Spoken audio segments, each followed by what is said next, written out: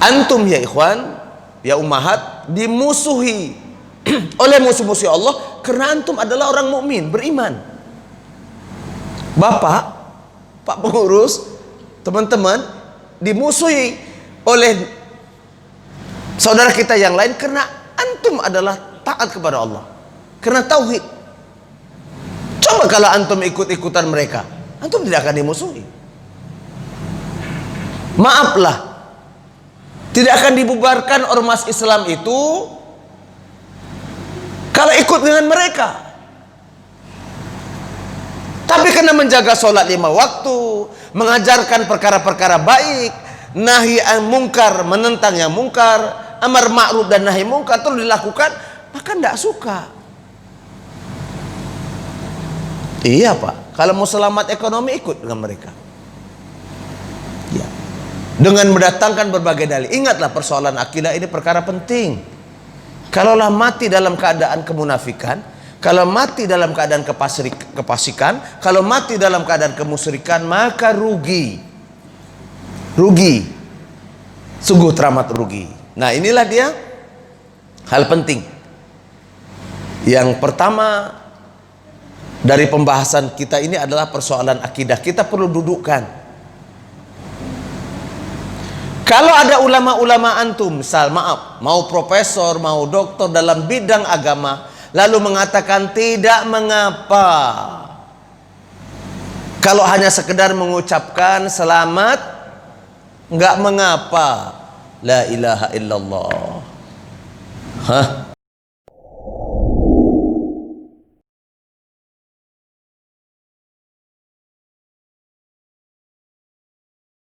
Assalamualaikum warahmatullahi wabarakatuh.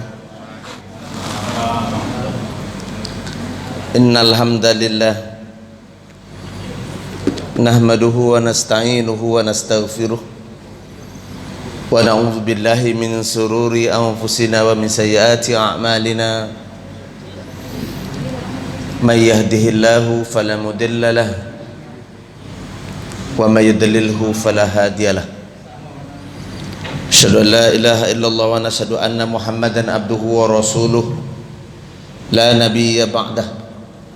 Allahumma salli wa sallim ala Muhammadin nabiyil karim wa ala alihi wa ashabatihi wa man tabi'ahum bi ihsani ila yaumiddin. Ya ayuhan nasu taqu rabbakum alladzi khalaqakum min nafsin wahidah wa khalaqa minha zawjaha wa batha minhuma rijalan katsiran wa nisaa'a wattaqullaha alladzina tasaaluna bihi wal arham innallaha kana 'alaikum raqiba. Ya ayyuhalladzina amanu wa qulu qawlan sadida yuslih lakum a'malakum wa yaghfir lakum dhunubakum wa may yuti'illah wa rasuluhu faqad faza fawzan 'azima. Duyufur Rahman, jamaah salat Isya yang dimuliakan Allah, jamaah majelis ilmu, semoga Allah memberikan kekuatan kepada kita dan istiqomah dalam menuntut ilmu sunnah, menjadi bekal dalam amal, dan semoga Allah wafatkan kita sebagai penuntut ilmu. Ketahuilah ikhwan, orang yang telah menyiapkan diri di sisa umurnya terus hadir dalam majelis ilmu sunnah, mempelajari ilmu-ilmu yang hak, dan itu jadikan bekal sampai ajal menjemputnya, maka Allah wafatkan dia seperti mana wafatnya kal jihad, bagaikan wafatnya seorang mujahid. Nggak perlu berdarah-darah, nggak perlu kita bersusah-susah, tapi kita telah insya Allah akan dapatkan pahala jihad kalau antunna sepakat dan telah mewakafkan diri untuk selalu hadir dalam majelis ilmu. Semoga Allah menjaga niat kita menjadi niat-niat para penuntut ilmu dengan keikhlasan kepada Allah Azza wa Jalla. Ikhwan wa akhwat fillah, perkara yang kedua yang kita harus tandaskan dalam jiwa kita, demi Allah, Allah telah berikan kesempatan, peluang dan waktu dalam hidup ini menjadi muslim, insya Allah menjadi mukmin. Pastikan ana dan antum tuan-tuan dan puan-puan berada pada manhaj yang benar, pada barisan yang benar, pada golongan Islam yang Allah ridho. Karena hari ini banyak mengaku muslim dan banyak pula manhaj, banyak pula halakoh atau firqoh-firqoh yang mengaku Islam. Banyak sekali, sampai Anda sendiri dan kita tidak tahu dan tak bisa membedakan mana kelompok yang Allah ridho dan mana kelompok yang Allah benci. Perhatikanlah baik-baik saudaraku yang dimuliakan Allah, dan pastikan pula diri Anda dan anak cucu Anda menjadi orang-orang yang Allah ridho. Ku anfusikum wa ahlikum nara. Jaga diri antum dan keluarga antum dari api neraka. Wa ahlikum an-nara wa quduhan nas wal hijarah a'iddat lil kafirin. Bahan bakarnya itu adalah manusia, batu dan manusia dan jin. Bahan bakar api neraka, nauzubillah. Ikhwan wa akhwat fillah, pada muqaddimah pertama kita sudah bahas dan kita insyaallah paham. Ternyata muslim itu adalah anugerah paling indah. Dan kita juga mengerti menjadi muslim tidak serta-merta selamat, terlepas dari azab Allah, terlepas dari kubur, azab kubur, dan pasti masuk surga. Tidak serta-merta, ya ikhwan, tidak serta-merta. Pada kajian malam yang berbahagia ini, kalau misalkan ada saudara-saudara antum yang tak sempat nonton, insya Allah antum bisa tonton ulang dalam channel kita Al-Haramain Riau Channel. Al-Haramain Riau Channel, ya, bisa ditonton ulang semua kajian kita. Dan insya Allah mulai bulan-bulan ini setiap ada kajian kita ada tim yang meliput. Semoga ini menjadi amal jariah. Ini bukan untuk gagah-gagahan, bukan untuk rating, la. Wallahi, ini dimaksud agar menjadi amal jariah. Kalau seandainya Allah panggil saya sebagai dai, ya boleh jadi besok, lusa, bulan depan, tahun depan, wallahu alam. Tapi paling tidak media sosial itu masih terus mengalir. Semoga itu menjadi sedekah, menjadi ilmu yang bermanfaat sampai hari kiamat. Tolong setiap dakwah-dakwah ahli-ahli sunnah ikut antum terlibat, bantu. Wallahi Allah catat itu menjadi amal jariah dan soleh. Dan perhatikan lewai ummahat, perhatikan lewai ikhwan, wallahi demi Allah, kalau seandainya antum jempol saja setiap channel-channel kebaikan, terus orang melakukan kebaikan, antum telah bersedekah. Dan sampai hari kiamat semoga amalan yang kecil itu dan ikhlas antum lakukan cukup menjadikan jambatan. Jangan-jangan amalan yang kecil begitu Allah angkat antum menjadi penghuni surganya. Karena amalan yang besar kita cenderung tidak ikhlas, amalan yang besar kita cenderung pamer. Oleh karena itu, siapa saja para ustaz-ustaz yang senantiasa menjunjung sunnah Nabi SAW, jangan sungkan. Bukan promosi, enggak, ya enggak, karena ini sudah trennya. Dan mungkin media dakwah di abad 21, 22 lebih kepada digital, maka ulama-ulama sunnah memfatwakan, membolehkan agar ini menjadi jejak rekodnya dipandang, ditinggalkan sepanjang zaman. Kalau dulu kita tinggalkan kaset-kaset, insya Allah hari ini tidak perlu lagi kaset, antum bisa kejar semua kajian-kajian sunnah.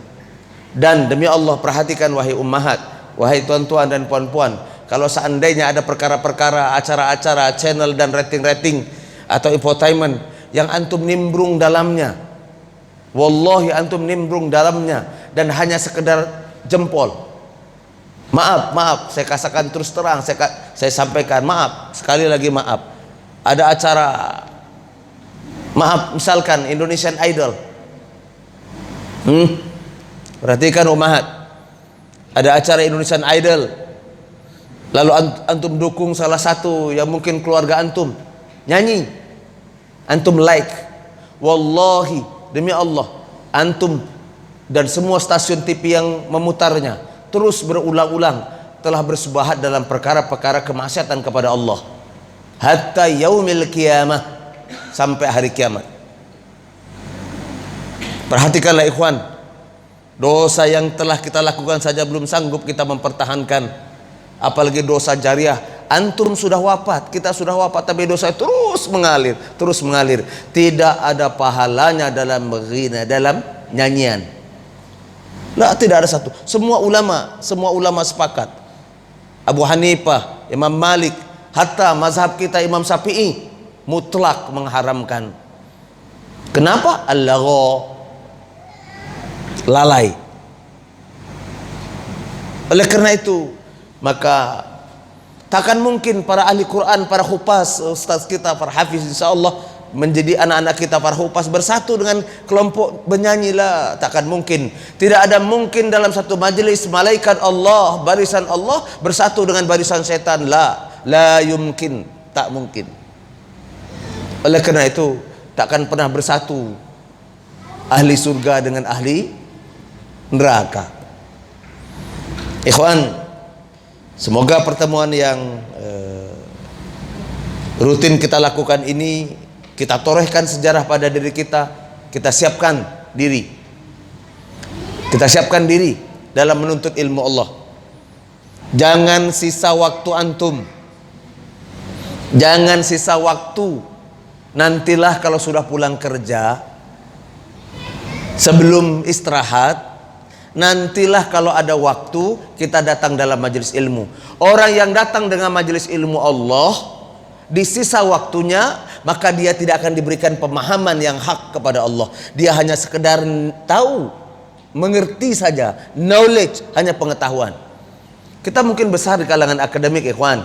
Saya belajar psikologi, antum mungkin ada yang belajar pertanian, teknik, ilmu hukum, ilmu ekonomi. Wallahi, ilmu-ilmu itu semua selama tidak membawa taat antum kepada Allah Azza wa Jalla, maka wallahi tidak akan memberatkan satupun kebaikan kepada antum. Toh kembali kepada ilmu Allah. Saya ingatkan dengan kata-kata indah Pak B.J. Habibie di tengah kesendiriannya, di usia tua rentanya sebelum wafat, setelah sukses film Habibie Ainun, dia hanya di rumah yang mewahnya itu, dengan uang yang unlimited, berdua dengan pembantunya, hadimahnya seorang laki-laki yang menemaninya. Anak-anaknya orang sukses, boleh katakan tidak ada di Indonesia. Apa tulisan indahnya dalam kalimat saktinya? Kalaulah boleh kembali ke zaman muda, maka sungguh ilmu agama adalah ilmu pertama yang harus aku pelajari. Kalaulah boleh balik ketika zaman sehat, maka agamalah menjadi soko guru dan tulang punggung di usia ini. Siapa yang tidak mengenal beliau? Separuh dari dunia ini mengenal beliau. Bahkan setengah dari dunia ini berharap agar otak cemerlangnya itu diinvestasikan di negara-negara maju. Tapi toh kalimat akhir sebelum menghentakkan napas, dia ungkapkan kalimat indah. Sehebat-hebat apapun ilmu yang kita pelajari, toh ilmu al-haq, ilmu mengenal Tuhan, bertambah taat kepada Allah menjadi bahagian paling penting. Ikhwan, ilmu ini membuat orang bodoh menjadi pintar, membuat orang yang hina menjadi mulia. Ilmu agama yang antum sedang duduk dalam majelis ini adalah ilmu yang Allah berikan kemuliaan kepada hambanya.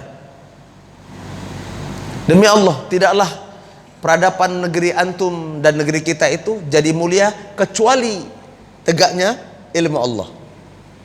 Tidaklah keadilan di suatu negeri itu jadi hebat kecuali bersandar kepada syariat Allah.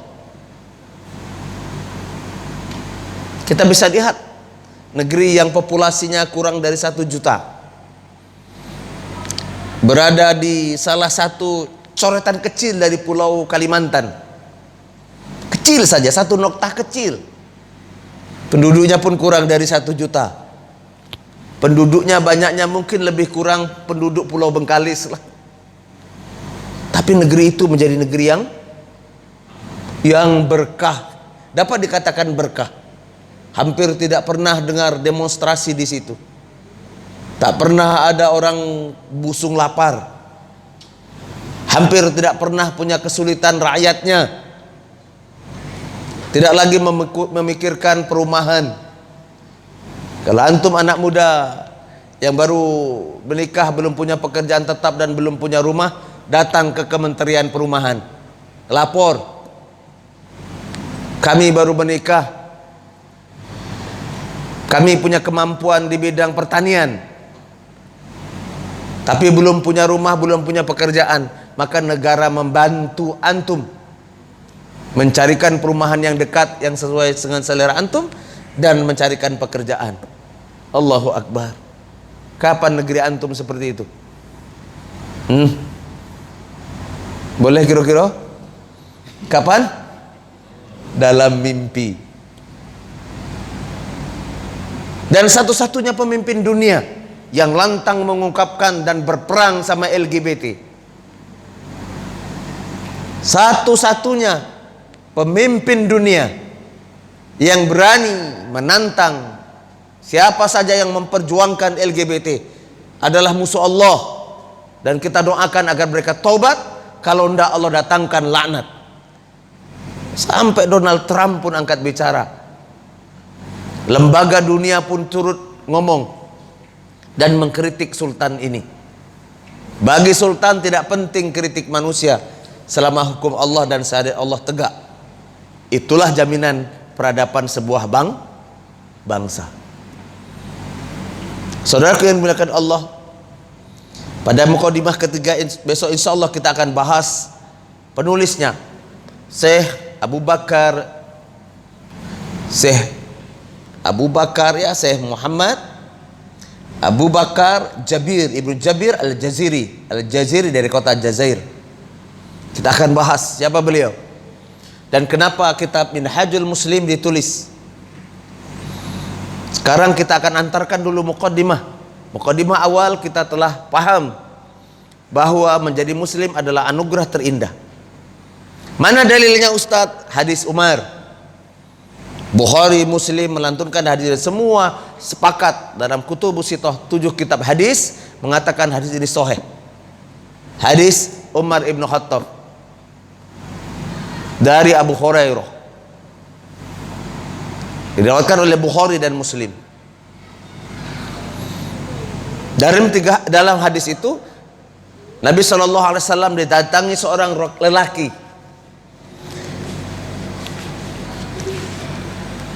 berpakaian putih, lebih putih dari pakaian sahabat, tampan, harum, tampak dalam perjalanan jauh, tampak baru datang dari perjalanan jauh, tapi tidak ada bekas kalau dia sedang dalam perjalanan jauh. Kemudian duduk di samping Nabi SAW, duduk di depan Nabi SAW, meletakkan lututnya di hadapan lutut Nabi dan meletakkan tangannya di paha Nabi, lalu berkata, akhbirni anil Islam. Muhammad, ceritakan kepadaku tentang Islam. Nabi menjawab dengan arkanul Islam, rukun Islam, antasyhadu an la ilaha illallah wa anna Muhammad Rasulullah wa tuqimus shalah wa atuz zakah, dan seterusnya. Mendengar jawaban Nabi, laki-laki itu berkata, shadaqta. Apa kata Umar? Kami heran. Dia yang bertanya, dia yang membenarkan. Kemudian laki-laki itu berkata kepada Nabi, akhbirni anil iman, jelaskan pula kepadaku tentang iman. Nabi pun berkata dengan menjawab, rukun iman, arkanul iman, an tu'minu billahi wa rasulihi wa sampai akhir, wa takdirul khair wa syir, beriman kepada qada dan qadar, takdir Allah yang buruk dan yang baik. Dan laki-laki itu berkata, sadaqta, benar engkau ya Muhammad. Kami lebih heran, ada orang bertanya tapi dia membenarkan. Yang ketiga, akhbirni alil ihsan, jelaskan tentang ihsan, adab. Nabi SAW menjawab, beramallah seakan-akan Allah melihatmu. Kalaupun engkau tak melihatnya, pastilah dia melihat dan memperhatikanmu. Dan kemudian laki-laki itu bertanya tentang masa, kapan hari kiamat. Ya Muhammad, masa, kapan hari kiamat? Nabi SAW menjawab, orang yang bertanya dan yang ditanya sama-sama ma'alamhu ma tas'a, sama-sama tidak tahu kapan itu hari kiamat. Dan kemudian orang itu berkata tentang peradaban negeri kaum muslimin. Saudaraku, kita akan bahas ini ketika nanti membahas bab ketiga, pasal ketiga, mukadimah ketiga, tentang ini secara tuntas berdasarkan letterlex. Dari sini sebagai sebuah pengantar kita jadi paham dan mengerti bahwa sehebat apapun perjalanan saya, Bapak, Ibu hadirin, pasti tidak lepas dalam ketentuan Allah Azza wa Jalla. Kita sudah paham kemarin bahwa menjadi muslim adalah nikmat terindah, anugerah teragung. Tapi menjadi muslim tidak serta-merta selamat dari azab kubur dan pasti masuk surga. Ternyata apa?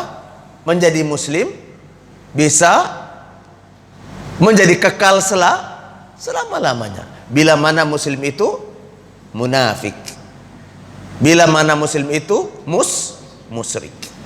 Tetapi muslim yang fasik ada kemungkinan Allah selamatkan selama dia tidak syirik kepada Allah, dan begitu habis dosanya maka Allah insya Allah akan angkat. Tapi kapan waktunya? Inilah topik yang penting, adalah menjadi muslim, menjadi mukmin, dan menjadi muhsin. Ya, tugas kita adalah, alhamdulillah, Allah telah lahirkan kita dari rahim seorang perempuan muslim. Ada yang mu'alaf? Ada di antara tuan-tuan dan puan-puan mu'alaf? Ya, alhamdulillah, orang tua kita muslim, maka kita menjadi muslim. Dan berhati-hatilah, muslim semata-mata belum tentu selamat, kecuali muslim yang mukmin. Kita sudah bahas ini setidaknya kemarin sebagai muqaddimah.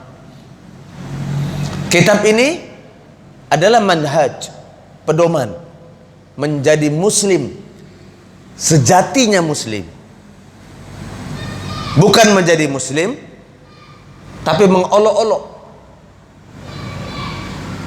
Lihatlah sebagai contoh.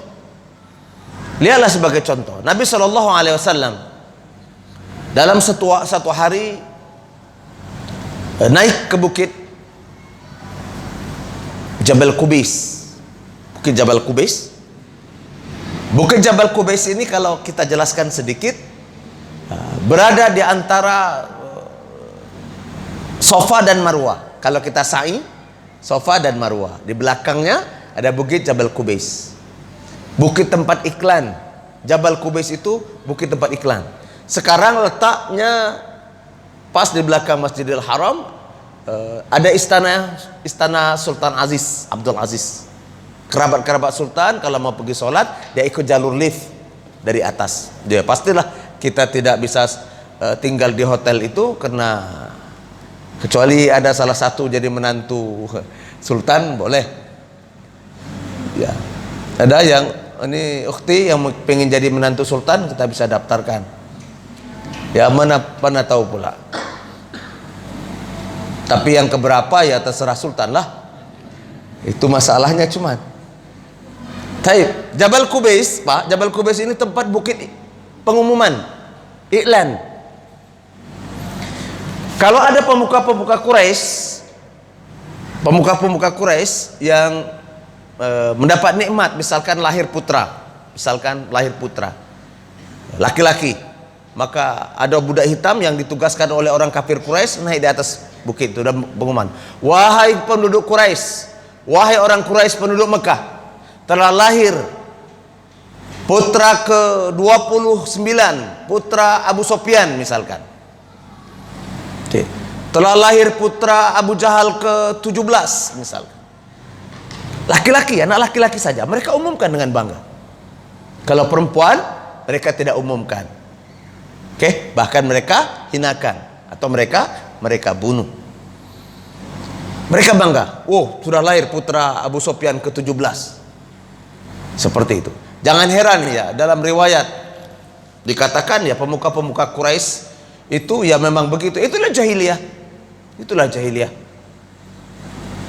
Istrinya banyak, bukan dalam saya baca satu asar Abu Jahal itu sampai 40.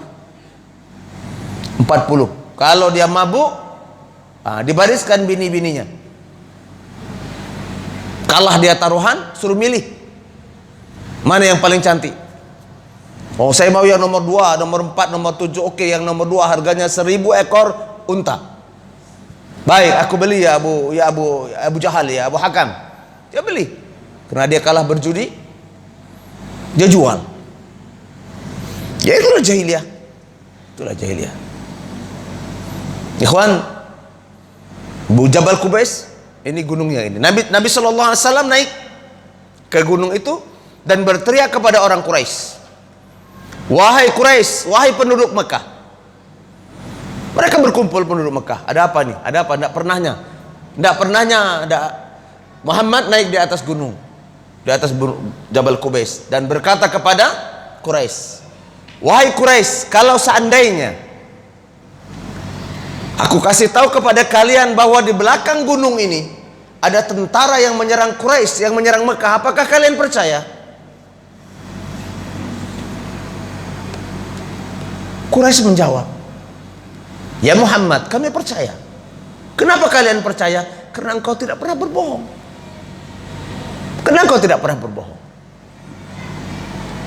Nabi menguji. Baiklah, kata Nabi SAW, ketahuilah bahwa saya telah diangkat oleh Allah. Itu ketika perintah dakwah terang-terang, fasda' bima tu'maru wa 'arid 'anil musyrik. Sampaikan terang-terangan ya Muhammad. Ketahuilah bahwa saya adalah Rasulullah, utusan Allah Azza wa Jalla. Muhammad bin Abdullah bin Abdul Muttalib bin Hasim adalah utusan Allah, adalah Rasul. Berimanlah kepada Allah, tinggalkan menyembah berhala, menyembahlah Allah dengan cara yang hak, dan percayailah saya bahwa saya Rasul, utusan Allah. Mendengar kalimat itu, siapakah yang paling pertama sekali memberontak? Siapakah yang paling pertama kali menentangnya? Darah dagingnya sendiri. Siapa? Pamannya, namanya Abdul Uzza.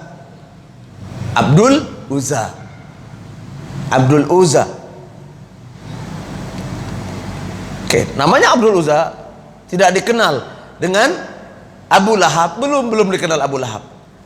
Pamannya sendiri. Bahwa kita tahu Abdul Uzza, pamannya dan istrinya Ummu Jamilah adalah seorang paman dan bibi yang paling sayang dengan Nabi SAW. Sangat sayang. Ketika Nabi kecil, mungkin batita bawah 3 tahun atau balita bawah 5 tahun, selalu dipanggul oleh Abdul Uzza.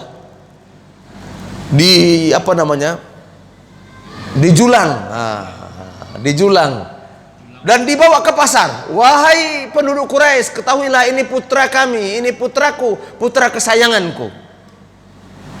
Ketika Nabi SAW menjadi Rasul umur 40 dan Nabi mengumumkan, berimanlah kepada Allah, sembahlah Allah sebagai Rabb satu-satunya, percayalah bahwa aku adalah utusannya. Pamannya sendiri yang pertama sekali sontak mengatakan, ya Muhammad, tabbalak, celaka engkau.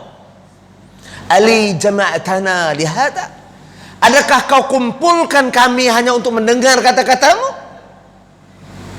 Lihat, paman kandungnya sendiri yang tadi mencintainya, menyayanginya, mengungkapkan dengan kalimat yang Allah abadikan dalam surah Al-Masad, tabbat lak ya Muhammad. Allah ambil kata-kata itu menjadi kalimat tabbat yada abi lahabin.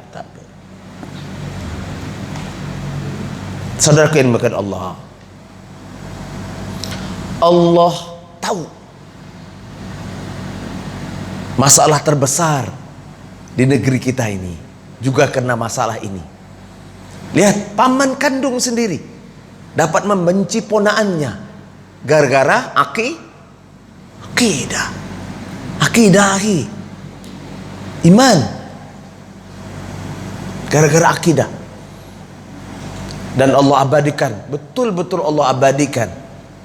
Dan demi Allah ibu, wahai ummahat, wahai bapakku yang dimuliakan Allah, di dunia dikumpulkan juga karena kita satu akidah, dijadikan pasangan suami dan istri karena kita satu akidah, diwafatkan juga insya Allah karena akidah yang sama, dan insya Allah dibangkitkan besok dengan akidah yang sama. Yang sama, Pak. Lihatlah, Abu Jahal dulu dikenal dengan Abdul Uzza, begitu membenci Nabi SAW, dan ketika itu sunnah kita menyebutnya dengan nama Abu Lahab. Dan begitu juga Abu Jahal dikenal dengan kejahilannya, kebodohannya. Bukan bodoh tak berilmu. Abu Jahal seperti mana kita maklum, dia adalah orang Quraisy paling hebat, orang Quraisy paling pintar. Quraisy paling hebat dan paling pintar, Bapak yang dimuliakan Allah. Setelah datuknya Nabi Abdul Muthalib, maka orang yang paling cerdas, yang cakap memimpin Mekah adalah ayahnya Ali, pamannya Nabi, Abu Thalib. Setelah Abu Thalib wafat, siapakah yang layak? Abu Hakam, bapaknya kebijaksanaan. Dan Abu Hakam itulah dipanggil oleh Nabi dengan nama Abu Jahal. Abu Jahal, sunnah hukumnya kita menyebut kata Abu Jahal seperti perintah Nabi, dan itu insya Allah berpahala. Gak boleh kita panggil Abu Hakam karena kecerdasannya. Oke, ada bab tersendiri tentang Abu Hakam dan Abdul Uzza. Baik, kita akan fokus kepada kenapa paman Nabi Sallallahu Alaihi Wasallam menentang Nabi hanya untuk beriman kepada Allah. Kenapa? Inilah topik. Antum ya ikhwan, ya ummahat, dimusuhi oleh musuh-musuh Allah karena antum adalah orang mukmin, beriman. Bapak, Pak pengurus, teman-teman, dimusuhi oleh saudara kita yang lain karena antum adalah taat kepada Allah, karena tauhid. Coba kalau antum ikut-ikutan mereka, antum tidak akan dimusuhi. Maaflah, tidak akan dibubarkan ormas Islam itu kalau ikut dengan mereka. Tapi karena menjaga sholat 5 waktu, mengajarkan perkara-perkara baik, nahi mungkar, menentang yang mungkar, amar ma'ruf dan nahi mungkar terus dilakukan, maka tidak suka. Iya Pak, kalau mau selamat ekonomi ikut dengan mereka. Ya.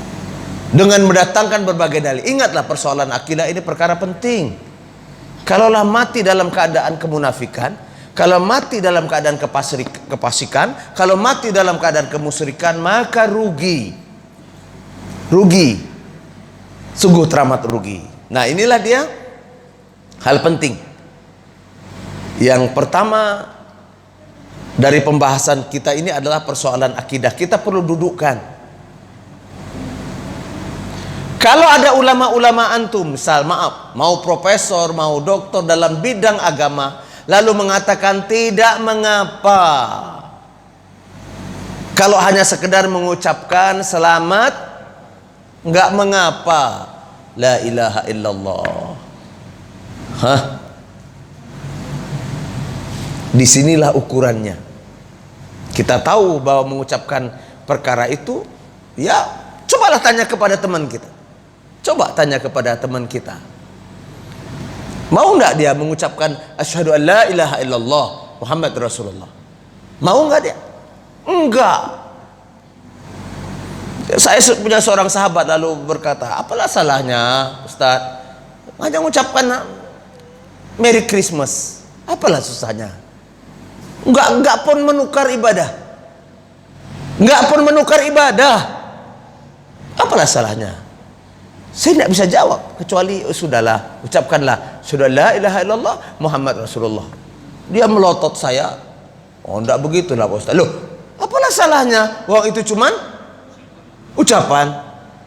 Lihat, mereka tidak mau mengucapkan asyhadu an la ilaha illallah Muhammad Rasul. Sementara antum la ilaha illallah. Ini penting. Kenapa Buya Hamka 3,5 tahun di penjara? Kenapa? Tidak diadili, Pak. Di penjara, Pak, tanpa diperiksa, tak di BAP. Tangkap, mau ndak? Tidak, ini masalah akidah. Cukup katakan wahai ulama, wahai muallim, wahai ustadz, wahai ketua MUI, cukup katakan, silakanlah ucapkan, itu hanya sebuah toleransi. Cukup katakan itu. Anda tidak perlu ngomong. Tidak, ini masalah tauhid. Dengannya 3,5 tahun di penjara. Tidak diadili, tak pernah disidang, jebloskan ke dalam penjara. Kapan keluar dari penjara? La ilaha illallah Muhammad Rasulullah. Keluar dari penjara dengan satu notis memo. Kalau seandainya aku meninggal, ini orang pertama Indonesia. Oke, siapa tahulah semuanya. Kalau seandainya aku meninggal, tidak jangan disolatkan kecuali solat jenazah itu telah dipimpin oleh Buya Haji Abdul Malik Karim Amrullah Hamka. Jangan aku dikebumikan kecuali setelah dipimpin solat jenazahku oleh Haji Abdul Malik Karim Amrullah Hamka yang dipenjarakan 3,5 tahun. Di penjara Buya Hamka menulis. Lahirlah tafsirnya, kitab tafsirnya, menulis banyak buku. Subhanallah, datang ajudan lalu membawa wasiat. Buya diminta untuk menyolatkan jenazahnya. 3,5 tahun dimasukkan di penjara, diminta untuk menyolatkan jenazahnya. Saya tanya ke bapak-bapak, ada yang sanggup? Bapak sanggup? Kalau ada orang, Pak, memasukkan bapak ke dalam penjara tanpa usul cerita salah atau benar, pokok 3,5 tahun, sudah tuh bapak diminta untuk dia mati, disolatkan. Bapak menjadi imam solatnya. Mau? Ada yang mau? Enggak. Allah, ulama kita ini luar biasa. Mau, Pak. Pergi menyolatkan. Setelah solat lalu bilang ke ajudan, antarkan kembali. Buya boleh pulang ke rumah. Lihat, dibebaskan pun tidak ada satu surat pun. Allah, sebegitu hebatnya akidah Buya Hamka. Tiba-tiba ada profesor Al-Quran mengatakan bahwa istri Buya Hamka tidak pakai jilbab. Kalau ada di sini lempar dengan sendal. Nonton videonya? Siapa yang mengatakan istri Buya Hamka tidak menggunakan niqab, tidak memakai jilbab, tidak menutup aurat? Siapa yang mengatakan? Pergi ke mana yang jauh tuh. Pergi ke rumahnya, tengok foto mantenannya. Ngarang. La ilaha illallah. Saya ingin menunjukkan inilah negeri antum hari ini. Dengan fakta yang hak, yang benar dibolak-balik sampai kita tak bisa lagi menentukan mana yang benar dan mana yang hak. Tak bisa, Pak. Kalau standar yang benar pakai jenggot, banyak yang pakai jenggot. Ya enggak kawan? Tengoklah, hampir semua musisi-musisi, pemabuk, pengedar narkoba pun pakai jenggot. Kalau standar kebenarannya pakai celana tidak isbal, di atas mata kaki, tengoklah para selebritis sudah tren sekarang celananya di atas mata kaki semuanya. La ilaha illallah. Kalau semuanya berhujah dengan Al-Quran hari ini, orang munafik pun berhujah dengan Al-Quran. Ingat kata-kata Umar bin Khattab, mahadimus Islamu salasu, 3 perkara yang membuat Islam itu hancur. Kata-kata Umar, 3 perkara. Apakah perkara pertama? Kata Umar, kalau nanti engkau hidup di akhir zaman setelahku, ketahuilah musuh yang paling berat itu bukan kaum kufar, Nasara, Yahud, jelas mereka musuh, tapi saudaramu. 3 perkara ini akan menghancurkan Islam dan sungguh porak-poranda. Siapakah 3 perkara ini? Apakah dia? Pertama adalah zillatul ulama. Zillah ulama. Ulamanya itu terpleset, tergelincir. Ulama tergelincir. Alimnya tergelincir, profesornya tergelincir, ahli agamanya tergelincir. Dulu sebelum masuk di barisan mereka, kan kata-katanya hebat, ya kan Pak? Wah, Masya Allah, Subhanallah. Saya hanya punya satu doa untuk dia hari ini. Ya, enggak doa buruk, ya Allah balikkanlah hatinya, terangkan hatinya, biar dia nengok yang hak adalah hak, yang batil adalah batil. Betul-betul Allah plesetkan. Pertama Pak, ulamanya itu zillah, tergelincir, terpencong.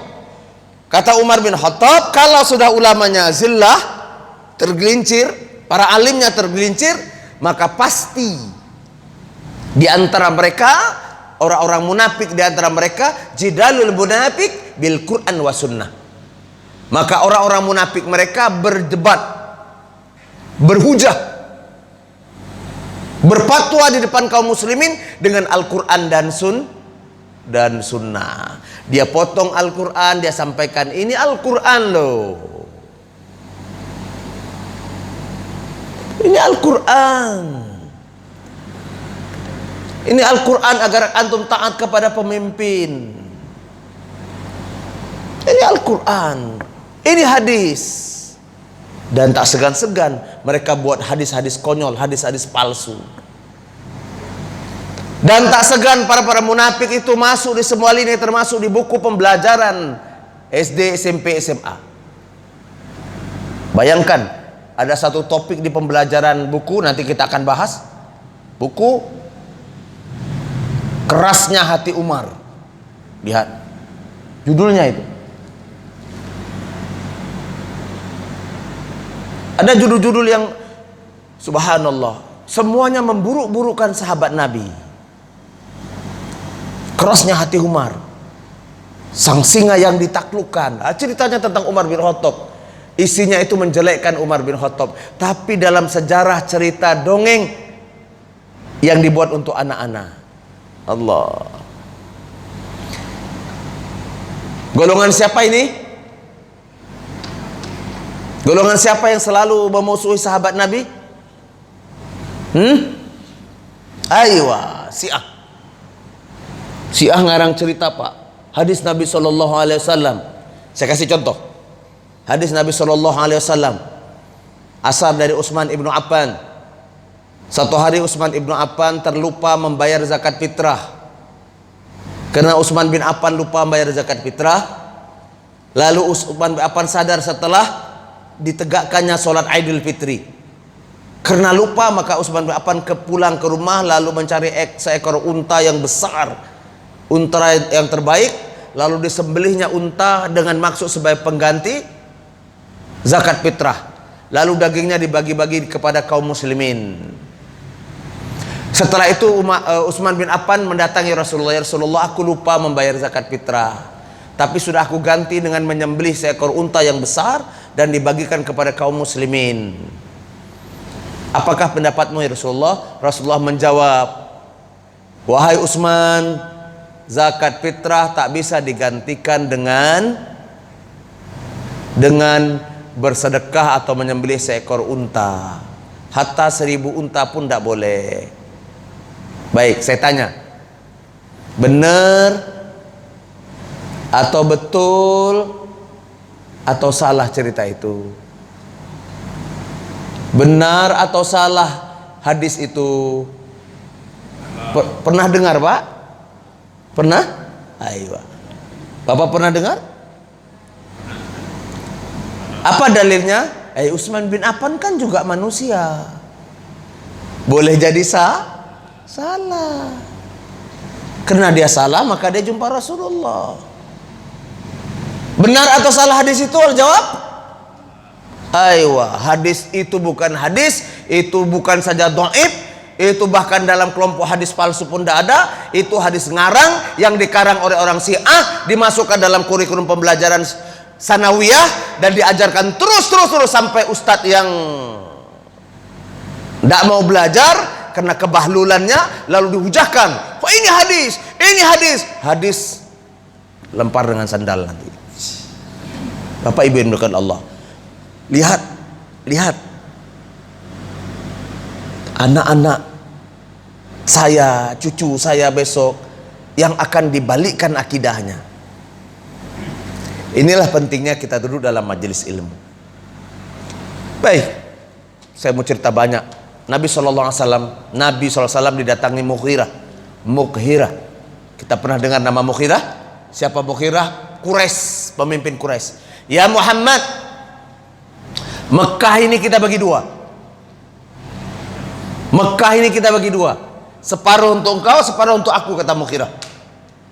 Kata Nabi SAW, wahai Mughirah, apa maksudnya? Begini Muhammad, satu hari kau beribadah sesuai dengan cara kami, cara ayah dan datuk pamanmu. Sekali kemudian aku beribadah sesuai dengan caramu. Apa kata Nabi? Tidak ya Mughirah. Kalau tidak ya Muhammad, 1 bulan aku beribadah sesuai dengan caramu, sekali saja kau ikut cara kami. Tidak ya Mughirah. Wahai Muhammad, sekali saja kau beribadah sesuai dengan cara kami, selamanya kami beribadah dengan caramu. Tidak ya Mughirah. Apa maknanya ini? Tidak ada toleransi dalam perkara kebatilan, terutama persoalan akidah. Lihat, Nabi SAW menunjukkan begitu kerasnya. Kasus dengan Mughirah inilah turunnya surah Al-Kafirun. Lakum dinukum waliyadin. Jelas Pak, jelas, dan itu mutlak. Taib, itu sebagai muqaddimah ya. Sebelum kita bahas kitab ini yang membahas tentang 5 aspek pedoman hidup menjadi muslim, membahas 5 aspek. Aspek pertama adalah akidah, aspek kedua adalah adab, aspek ketiga adalah, keempat adalah ibadah, aspek kelima adalah muamalah. Akidah, adab, akhlak, ibadah, muamalah. Ini aspek paling penting. Dan inilah bekal dasar kita. Dalam perkara akidah nanti kita akan tunjukkan seperti apa akidah yang dibangun oleh Nabi SAW dan kenapa akidah ini menjadi penting. Dalam mukadimah kita ini disebutkan akidah wal asasul ibadah. Akidah itu dasar. Kalau akidahnya benar, maka ibadah yang dibangun di atasnya akan diterima. Kalau akidahnya salah, maka akidah yang dibangun semua amal soleh yang dibangun di atasnya akan keliru dan salah. Wallahu a'lam.